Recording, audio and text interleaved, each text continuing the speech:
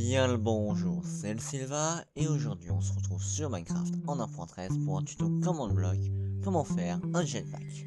C'est parti. Bon, tout d'abord je dois vous parler de ce jetpack. Il faut savoir qu'il est extrêmement maniable et facile d'utilisation. Il vous suffit juste d'avoir un seul item. Pour ce qui est du fonctionnement même du jetpack, il est relativement simple.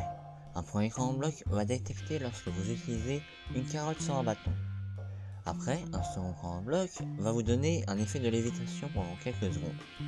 Et pour l'esthétique, un troisième command block va vous mettre des particules sous les pieds pour faire comme si c'était les flammes du jetpack.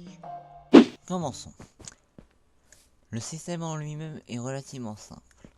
Il faut tout d'abord créer une variable JP, un scoreboard, qui sera de type useMinecraftCardOnStick, c'est-à-dire lorsque vous utilisez une carotte sans bâton. Nous allons donner au faux joueur Bob le score de 1 à la variable JP. Le système lui est relativement simple. Dans votre premier command block, nous allons faire un execute au conditionnel.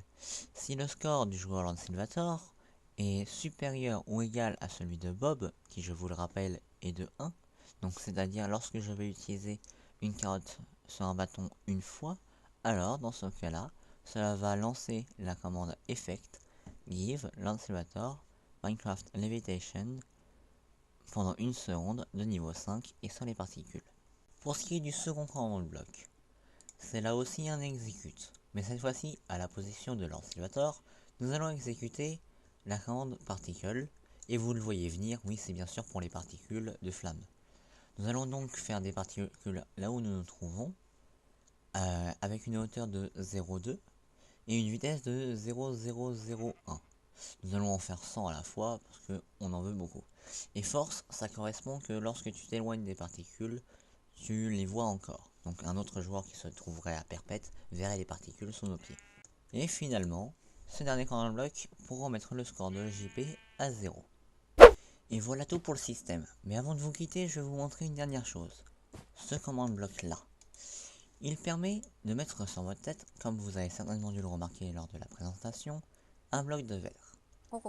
Cette commande-là est un remplacer time sur une entité du nom de Lancelvator, puisque c'est un joueur.